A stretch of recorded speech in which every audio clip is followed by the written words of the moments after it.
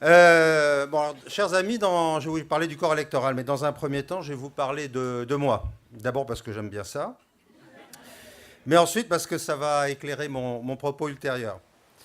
Je suis arrivé en Nouvelle-Calédonie en 1995. Depuis, je n'en ai pas bougé. J'exerce à l'hôpital depuis bientôt un quart de siècle. Et j'ai désormais la faiblesse de me croire calédonien de cœur, sinon d'adoption. Ce lien est transgénérationnel. Ma fille est née à Nouméa. Mon fils est arrivé ici à l'âge de 5 ans.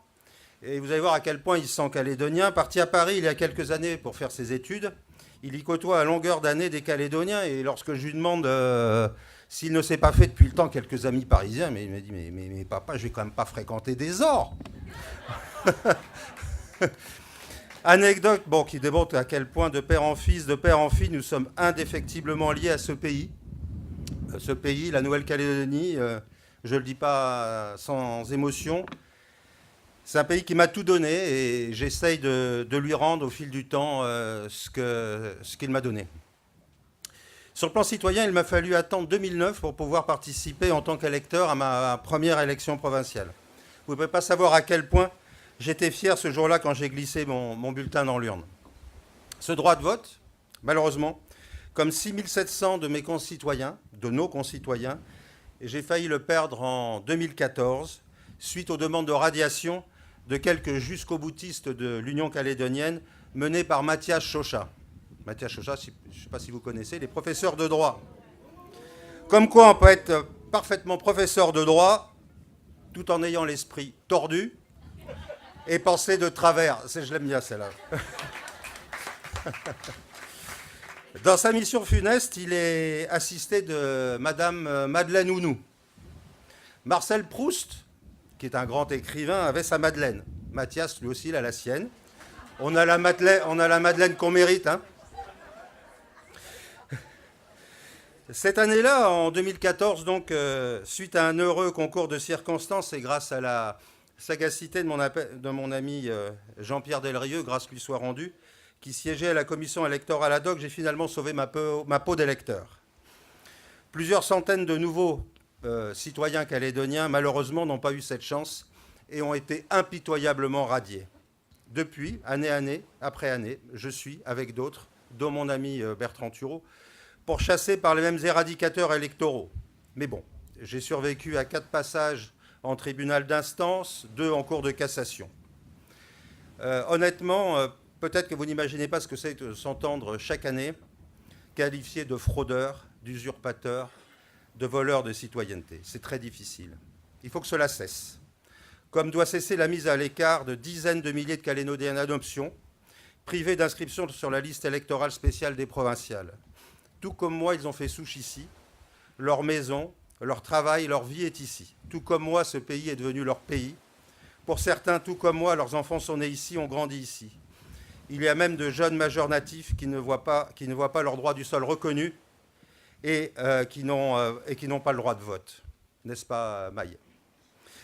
Il est plus que temps de leur rendre justice, de leur rendre leur droit de vote et de leur permettre de participer pleinement à la vie citoyenne de ce pays. De même qu'il faudra absolument réintégrer les radiés de l'UC. Le gel du corps électoral a été inscrit dans l'accord de Nouméa suite à un vote des parlementaires réunis en congrès à Versailles en 2007. Pour autant, la Cour européenne des droits de l'homme ne l'a jugé acceptable que de par son caractère provisoire. Autrement dit, le gel du corps électoral disparaîtra avec l'accord de Nouméa. L'heure est venue de renégocier cette question capitale à l'occasion du référendum de 2018.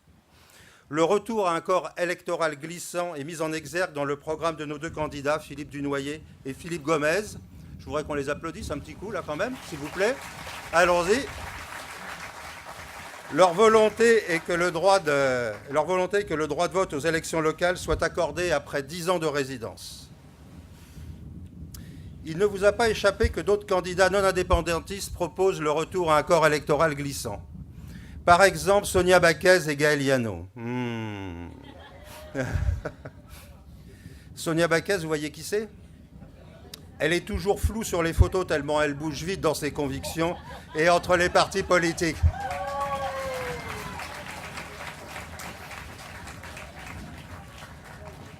Quant à Gaël Yano, il est l'inventeur d'un nouveau concept, la politique schizophrène. D'un côté, il est donneur de leçons de valeurs républicaines.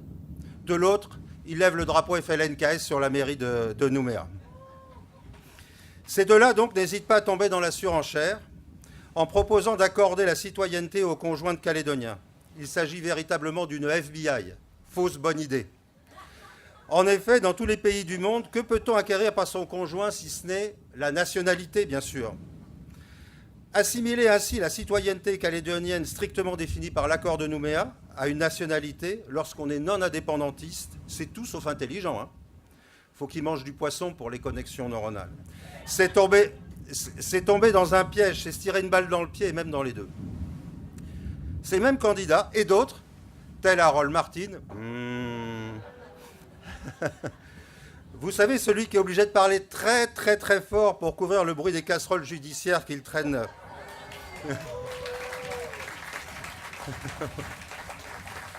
Propose un référendum sec comme leur cœur peut-être, sans discussion préalable, ce qui sur la simple question du corps électoral est une ineptie. Comment imaginer en effet que l'on va pouvoir permettre aux exclus de participer au provincial de 2019 si l'on en discute après le référendum, c'est-à-dire après novembre 2018 ?